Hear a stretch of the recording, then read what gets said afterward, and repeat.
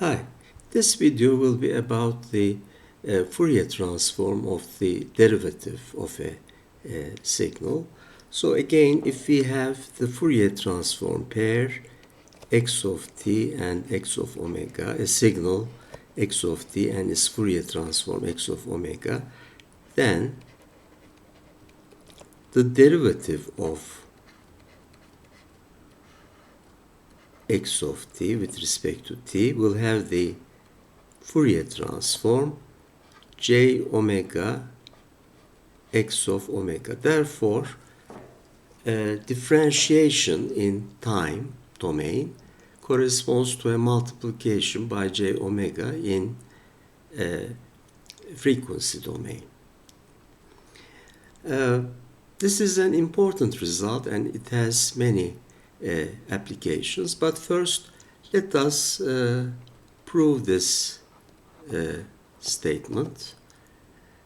Well, the proof is very simple if you consider the inverse Fourier transform relation. Now, x of t is the inverse Fourier transform of x of omega. So, it is 1 over 2 pi from minus infinity to plus infinity x of t x of omega, of course we are considering the inverse Fourier transform, x of omega e to j omega t integrated with respect to omega. Now all we have to do is just differentiate both sides with respect to t. So we differentiate or evaluate the derivative, differentiate both sides with respect to t. So we have the derivative of x of t is equal to 1 over 2 pi from minus infinity to plus infinity. Now the only term which contains t is e to j omega t, and therefore its derivative is j omega e to j omega t. And we have the integration carried out with respect to omega. So this gives us the relationship between the derivative of x of t and its Fourier transform. So the Fourier transform is this term. In other words, this j omega times x of omega is the Fourier transform of the derivative of x of t with respect to t. Okay, let us see an example related to the differentiation property. Now, consider the rect signal, x of t equal to the rectangular pulse rect t, which is, remember, equal to 1 for t between minus 1/2 and 1/2 and 0 otherwise.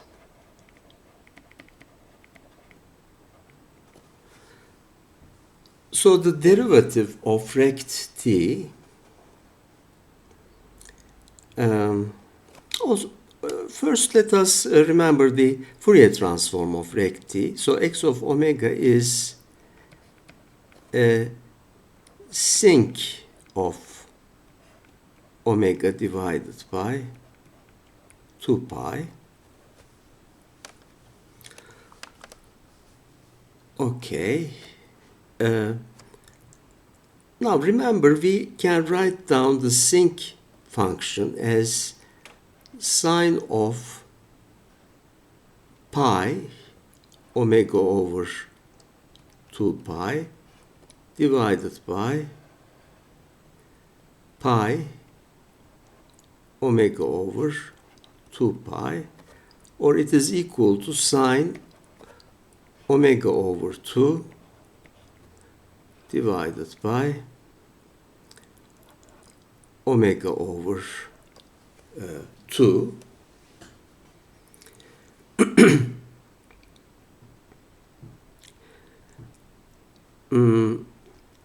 Now, we can furthermore write down sine omega over 2 as follows. It is equal to e to j omega over 2 minus e to minus j omega over 2 divided by 2j, and we have in the denominator we have omega over 2. So in fact we can write this down as 2's will cancel out, and we will have e to minus j omega over 2 minus e to minus j omega over 2 divided by j omega. So x of omega can also be expressed in this way. Now, therefore, Fourier transform of the derivative of x of t is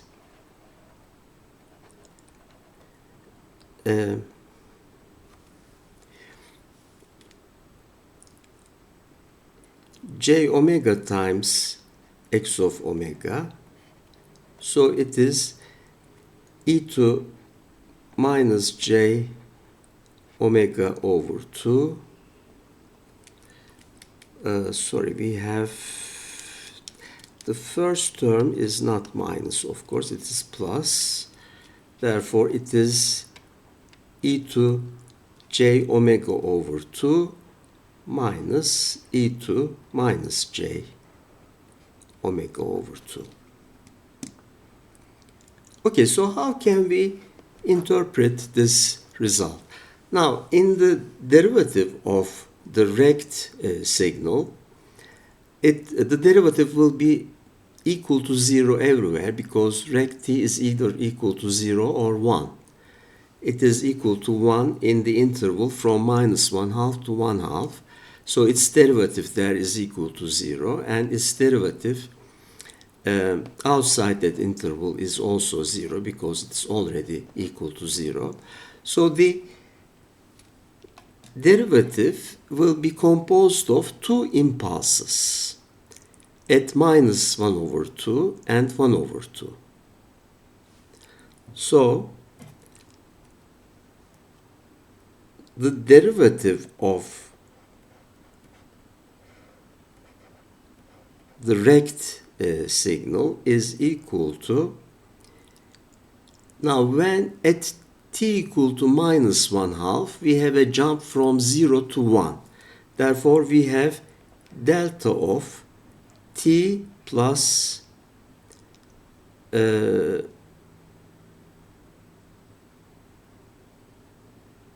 one half, okay, and at t equal to 1 over 2, we have a jump from 1 to 0, so we have minus, so we have a decrease in the magnitude of the signal from 1 to 0. So the derivative will be delta of t minus 1/2. Now, if you evaluate the Fourier transform of these two impulses by using the time shift property, remember the Fourier transform of the impulse is equal to 1. But we have a time-shifted version of the impulse shifted by an amount minus 1/2. So it is equal to e to j omega. Remember, we have minus and again a minus 1/2. And the other one, the impulse at t equal to 1/2, we have a shift by an amount 1/2. So we have e to minus j omega 1/2. And as you see, we obtain the same result. So this is an illustration of how we use the differentiation property in evaluating the Fourier transform of the derivative of a signal. Now let us look at, let us consider a different example, an important one. Okay, so that will be our next subject. Okay, now the next example is the following important case. Consider a causal linear time invariant system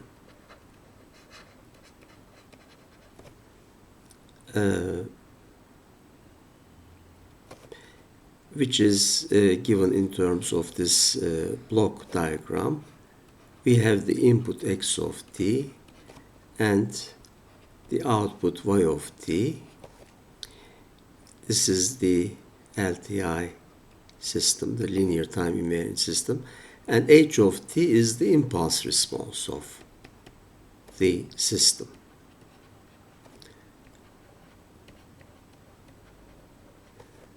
Now we have a causal system, therefore the impulse response is 0 for negative values of t. So it takes non-zero values only for positive values of t,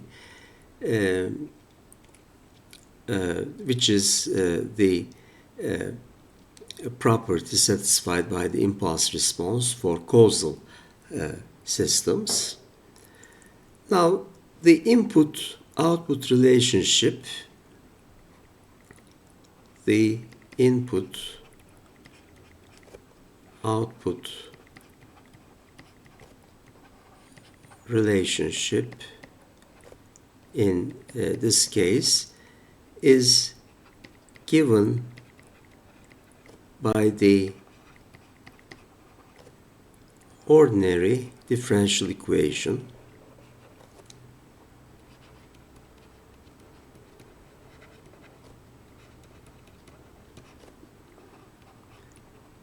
which is the following: dy of t by dt plus alpha y of t equal to x of t, where alpha is a positive constant. So alpha is real and positive. Okay. Now, the impulse response, therefore, will satisfy the following differential equation.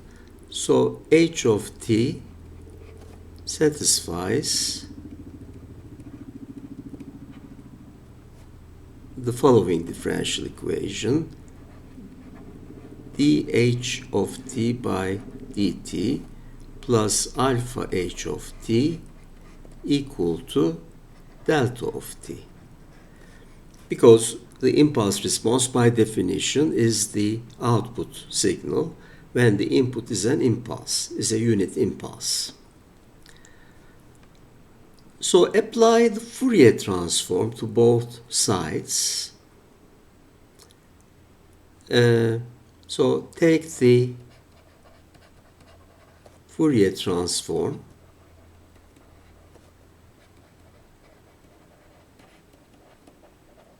of both sides.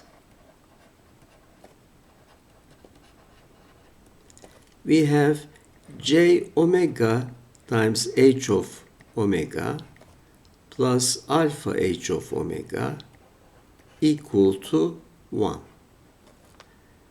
Now here h of omega is the Fourier transform of h of t, and 1 is the Fourier transform of the impulse. So h of omega is 1 over j omega plus alpha. Now from our earlier examples, we know that this is the Fourier transform of the exponential signal. H of t turns out to be e2 minus alpha t u of t. So we are able to calculate the impulse response by using the Fourier transform. But here there is an important detail, and it is the following. In the statement of the problem, we have chosen alpha appearing in the differential equation, the constant alpha, as a positive constant. If that condition is not satisfied, if alpha is a negative constant, the impulse response is still the same expression, but in that case the system becomes the system is not stable. In other words, the impulse response is not absolutely integrable. But if alpha is positive, e2 minus alpha t decays exponentially and is integrable, and therefore the Fourier transform exists. So, in fact, we have seen an example related to the following important result in system theory. For LTI systems, the impulse response turns out to be absolutely integrable only for stable systems. And in that case, the Fourier transform of the impulse response can be evaluated. And it is called the frequency response. In fact, we are going to see the details of this important application in some other videos. Okay, thanks for watching.